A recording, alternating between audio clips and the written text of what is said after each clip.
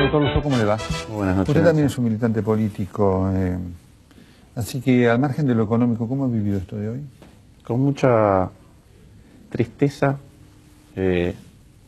por muchos motivos, pero te digo dos. Uno es naturalmente la pérdida de una vida humana, absolutamente innecesaria, y la otra es esta suerte de trampa en la que parecemos estar como sociedad recorriéndola viciosamente sin poder mirar hacia ningún otro lugar y sin poder plasmar por lo menos otras ideas o utopías para adelante. Es innecesaria desde el punto de vista de la pérdida de la vida, pero es innecesaria porque además, ¿qué es lo que se está jugando? ¿Cómo es que estamos discutiendo las cosas? ¿Hacia dónde queremos ir como sociedad? Todo eso es un debate bastante ausente. Lamentablemente, ¿no? En el medio de un contexto de intolerancia. Algunos puntos importantes de la economía y no quisimos dejar de tocarlo hoy porque hace la vida de la gente. Inflación para este año. Mi número es el rango de 20 para arriba. El cálculo más fino que tengo es cerca de 22%. Lo malo de eso es que tiene una tendencia creciente. Es decir, no veo ningún motivo por el cual la inflación el año que viene vaya a ser más baja. Tampoco es algo que se vaya a desbordar, pero la inflación, cuando es creciente, cuando es incierta, genera muchos inconvenientes. El primero y el más grave, obviamente, es el costado social. Cada punto de inflación, aún ajustando por lo que se recuperan los ingresos en las renegociaciones laborales, ya sean formales o informales, genera 22.500 nuevos pobres. La asignación universal por hijo, que es algo que muy bienvenido y que por suerte todos los políticos han tomado como propia, por lo cual da indicios de que eso va a continuar, provoca un paliativo, pero cada vez que tenemos inflación se va mermando, y esta inflación hace que se dicotomice un poco cómo está la sociedad, que se genere una nueva grieta, porque aquel que tiene un convenio colectivo en el cual está siendo renegociado su salario está cubierto por la inflación, pero el trabajador informal ciertamente no, y esto creo que se va apreciando de a poco. ¿Cuál es el nivel de trabajo en negro que hoy tiene la Argentina? 43%. Qué alto. Sí. ¿Por qué no baja en el medio de una economía que macro está muy bien, la reserva del Banco Central aumenta, lo que es la soja, lo que son las exportaciones? ¿Por qué? Yo creo que el principal motivo por el cual no baja es porque, diría dos. El primero es que es muy difícil que se genere trabajo formal cuando el contexto es incierto. Porque el trabajo formal, obviamente que es un poco más oneroso, pero además requiere de un montón de condiciones en cuanto quiero contratar a un trabajador por más tiempo, quiero invertir en él, quiero educarlo, estoy dispuesto a pagar. Entonces, el primer elemento, que es la incertidumbre, me hace a mí demorar o ver cómo contrato de una manera más barata. Lo segundo, creo que tiene que ver con que hay ciertas circunstancias, pequeñas o medianas empresas, donde se puede armar otro esquema. Estas empresas tenemos que recordar que representan el 80% de la generación de puestos de trabajo. Y el tercero es, obviamente, la aplicación de la ley. Ahora que estamos discutiendo cómo consagrar realmente o cómo darle valor real al artículo 14 bis, que tiene la participación de la ganancia, en la ganancia de los trabajadores, ese artículo principalmente lo que dice es que garantiza al trabajo todas las condiciones de la ley. La seguridad social, el ingreso, el salario mínimo vital y móvil, la jornada, las vacaciones y la participación en las ganancias. Creo que nos tenemos que ocupar de eso también. Y ese mismo artículo lo que dice es que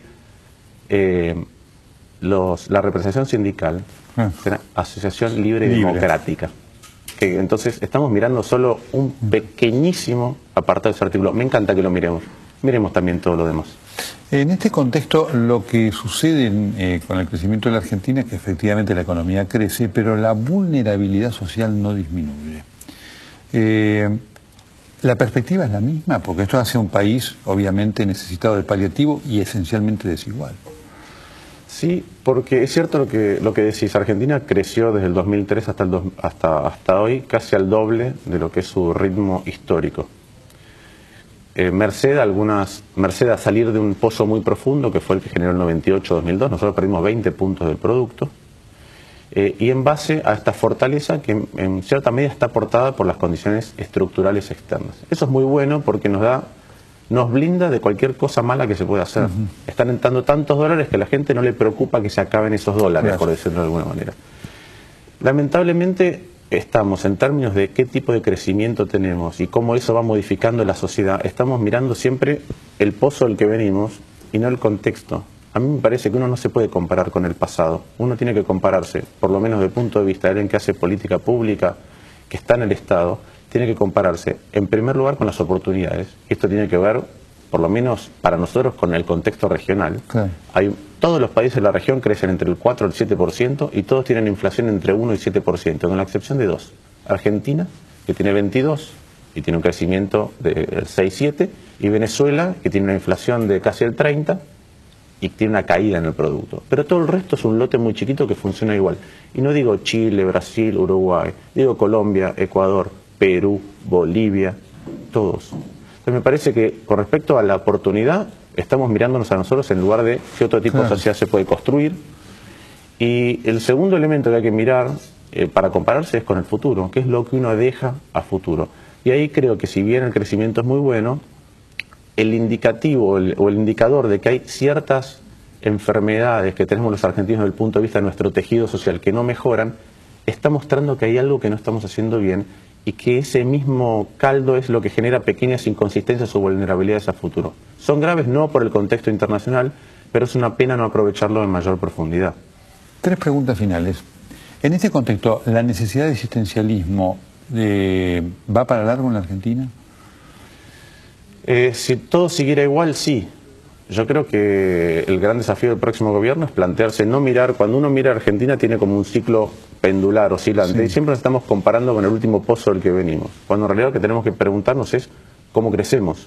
Hoy tuve una conversación muy interesante con un economista, historiador radical, que es Daniel Larriqueta, con una cultura muy vasta, y estábamos diciendo cómo es que nosotros hemos dejado de creer en verdaderas utopías. ¿Qué es lo que nos lastimó del 76 o de principios de los 70 hasta el advenimiento o la recuperación de la democracia, gracias a lo que nos hicimos a nosotros mismos y la guerra de Malvinas, que lo único que nos hemos prometido a nosotros en democracia es se come, se cura, se educa, después que íbamos a ingresar a un club que era el primer mundo y ahora volver a los 70.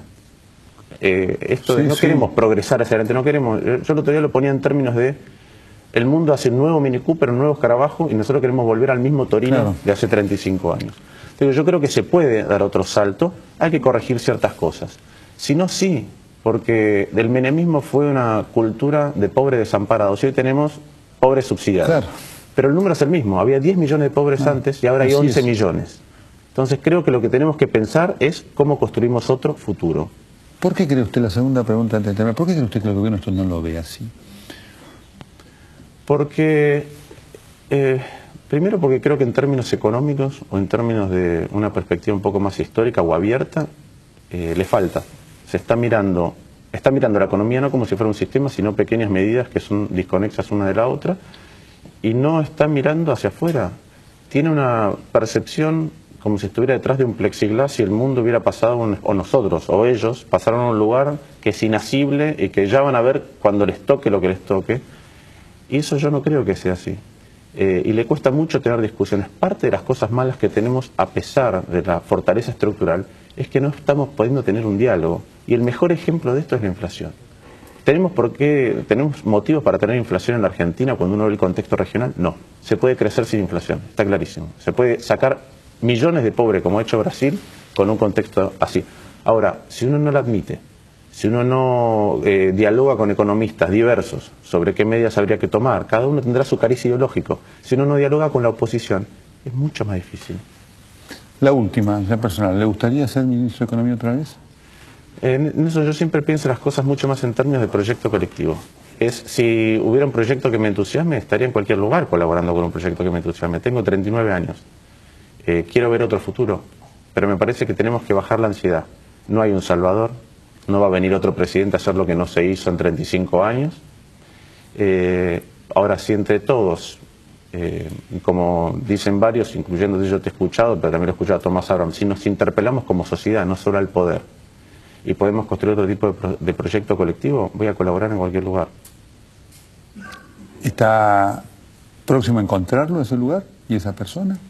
No, estoy dialogando con mucha gente y dialogando cada vez más asiduamente con los que pueden prescindir de sí mismos, de sus vanidades, para poder colaborar en espacios más amplios. Doctor Lustó, gracias. Gracias.